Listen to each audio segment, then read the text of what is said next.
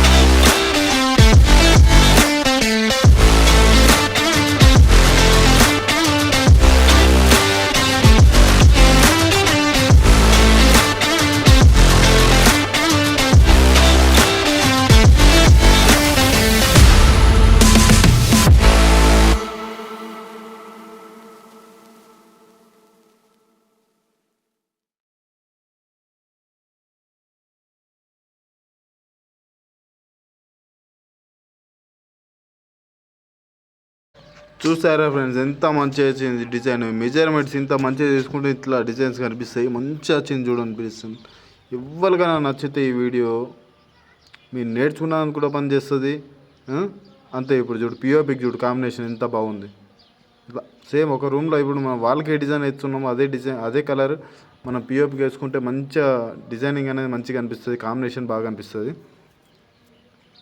ఎవరికైనా డిజైన్స్ నేర్చుకోవాలనుకుంటున్న వాళ్ళని కొత్త ఇండ్లలో ఇంత మంచి వచ్చింది డిజైన్.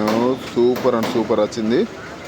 ఈ వీడియో మీకు నచ్చితే లైక్ చేయండి, షేర్ చేయండి, మా ఛానల్ సబ్స్క్రైబ్ చేసుకోండి. Okay bye.